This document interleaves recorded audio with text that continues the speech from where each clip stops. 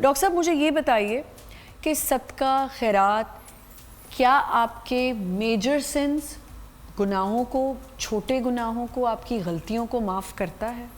کیا میں نے کوئی غلطی کی، میں نے کہا جلدی سے میں کچھ کر دیتی ہوں، یہ کر دیتی ہوں، تو میرا یہ جی ختم ہو جائے گی چیز؟ ہاں، کچھ تو صدقات ایسے ہیں جس کا میڈم نے بھی ذکر کیا تھا بھی ڈاکٹر صاحبہ نے، کہ اللہ پاک نے خود ہی وہ کسی جرم پہ، کسی گناہ پر وہ صدقہ واجب کیا ہے. صدقۃ الفطر ہو گیا، کفارہ ہو گیا، کسی کو 7 مسکینوں کو کھانا کھلانا ہے یا 10 مسکینوں کو کھانا کھلانا، قسم کا کفارہ ہے. تو وہ صدقہ تو اللہ کی طرف سے خود یہ بتاتا ہے کہ ہمیں کسی غلطی کے اوپر اس کا وہ اب کفارہ کرنے کے طور پہ کھانا کھلانا ہے یا ان کو کپڑے پہنانے یا ایسے کوئی کام کرنا ہے. پہلے زمانے میں غلام ہوتے تو ان کو آزاد کیا جاتا تھا کہ آزاد کرنا ہے.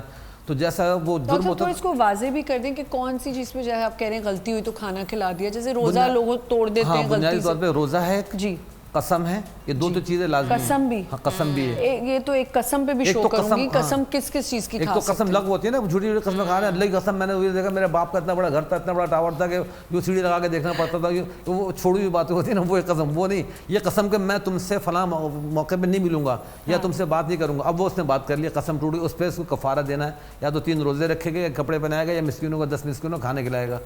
تو اس طرح کی بات ہو گئی، تو وہ ایک الگ چیز ہو گئی. اسی طرح روزہ توڑ دیا، اس کا کفارہ ہو گیا، فدیہ ہو گیا، اس طرح کی چیز ہو گئی. قتل کا بھی ایک الگ سے وہ دیا جاتا ہے.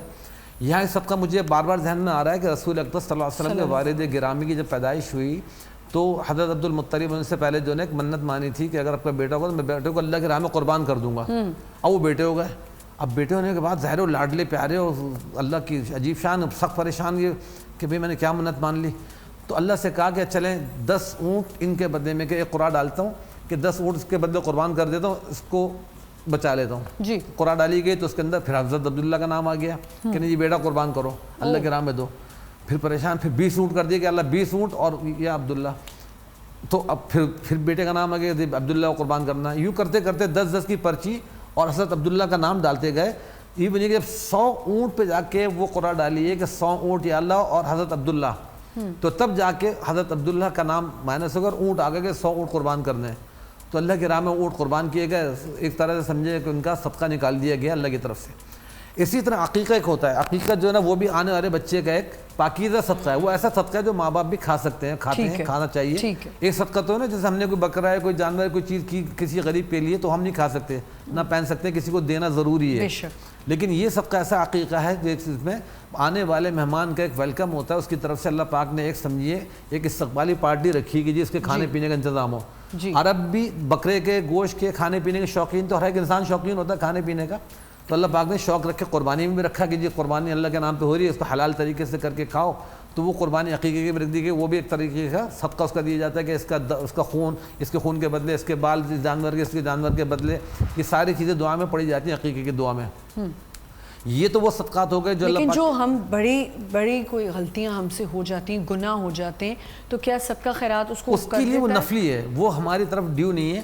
اب وہ اللہ تعالیٰ کی مرضی ہے کوئی گناہ ہو گیا، اب ہم شرمندہ ہو رہے ہیں کہ اللہ تعالیٰ ہم نے گناہ کر دیا، اب اس کے لیے ہم کوئی صدقہ دینا چاہ رہے ہیں. تو اس پہ کوئی اللہ نے فرض نہیں کیا. وہ اگر دینا چاہ رہا ہے، عام طور پہ ہمارے مشہور ہوتا ہے قرآن کریم معاذ اللہ کبھی غلطی سے گر گیا تو بہت بچپن سے ہم سنتے آ رہے ہیں جس کے اتنا وزن کا آٹا صدقہ کر دو. تو ایسا کچھ نہیں ہے. وہ اس میں توبہ استغفار اللہ سے معافی ہے. یا ہم نے کسی کو کوئی برا بھلا کہہ دیا، اب اس کو صدقہ کرنا چاہ رہے ہیں، ہم اس کے لیے صدقہ کر دیں، گالم گلوچ کر دی، کسی صدقہ کر دیں.